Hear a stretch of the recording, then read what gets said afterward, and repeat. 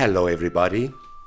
As the duly elected president of the Irish Republican Brotherhood, I, Tom Ryan, deem it my duty to deal with the mockery being inflicted on this, our organisation.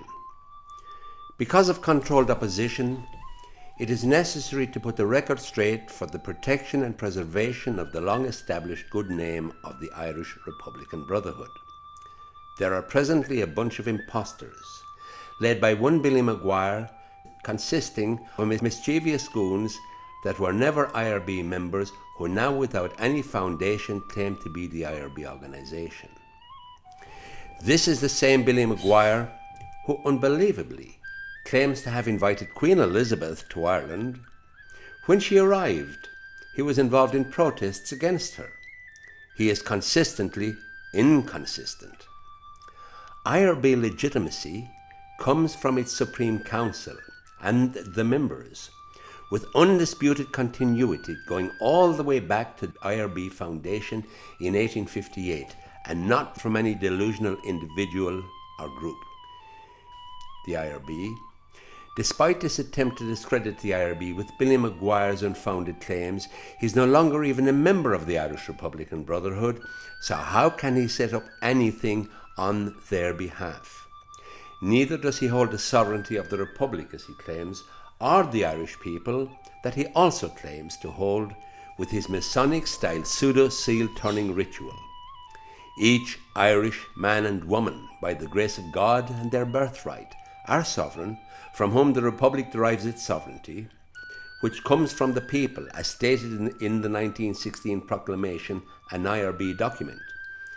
This all came to a festering head in 2018, as a result of which Billy Maguire, the then president of the IRB, in a fit of pique when questioned, sent a directive to all its members, all its officers and all its branches to immediately stand down.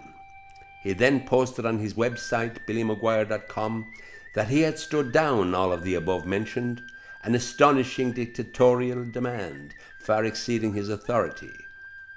Only a special convention of the Supreme Council and members could make a stand-down decision, and then only after the 1916 declared republic, which was ratified by Dáil Éireann in 1919, was re-established.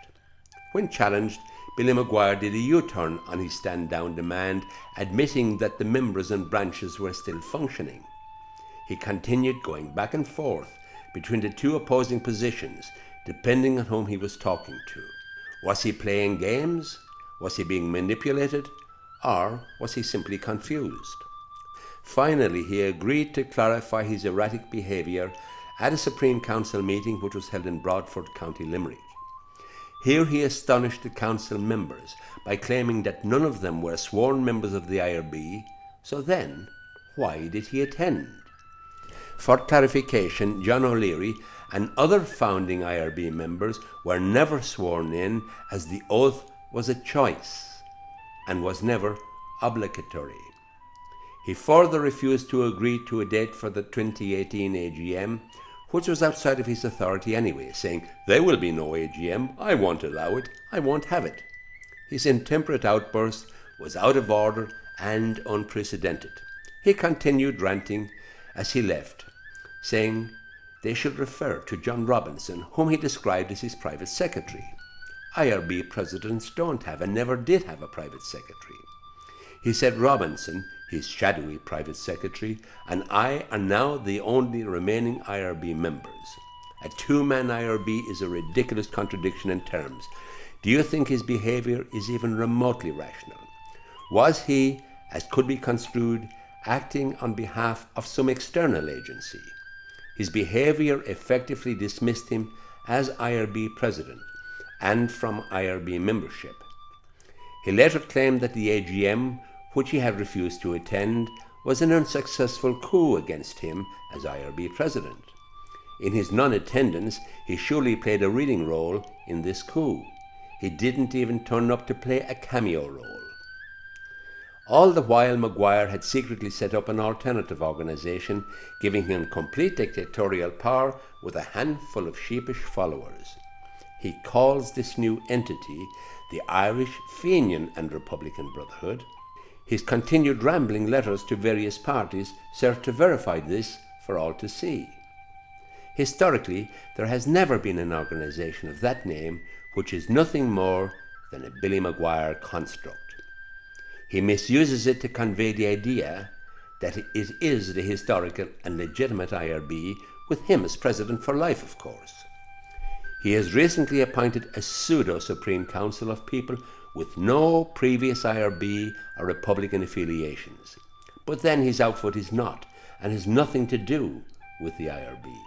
Meanwhile, Maguire keeps on writing nonsensical letters to governments and judiciary members, even to the Pope, which he also claims not to recognise. His pseudo-Supreme Council have now set themselves up as the Irish government, appointing themselves to ministerial portfolios, and of course appointing Billy Maguire as President of Ireland. For life, no doubt. They even have a self-proclaimed Chief Justice with no legal training whatsoever.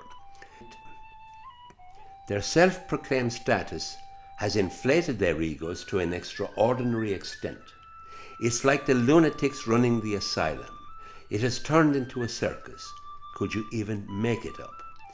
In a volatile world, those with certain human weaknesses are attracted to and feed off any rambling fantasies that feed their egos and satisfies their hunger. Having succumbed to the ramblings of a self-appointed fantasist, this group have abandoned all sense of reality and now imagine themselves as the Irish government, with appropriately self-appointed titles that feed their hungry egos. This is the outcome of the gullible following a modern-day Pied Piper, who satisfies their needs with crumbs of fantasy. Where will Billy Maguire lead them to next? As the elected president of the IRB, I challenge Maguire and any of his ego-inflated goons or anyone else who disputes any points in this presentation to a public debate. Is his outfit a classic case of controlled opposition, or is it a case of delusional narcissistic megalomania? You decide. Well, so much for that madness. This is my appeal to you as president of the IRB. This generation of Irish people need to realise that freedom must be nurtured, cherished and defended. We must have the courage to defend inalienable rights, to freedom, for this and for future generations. It is time we set ourselves apart from the corrupt politicians, medical tyranny and financial slavery, and their bought and paid for compliant media. It is time for you to stand apart. You are never meant to fit in and silently comply with imposed fear and slavery.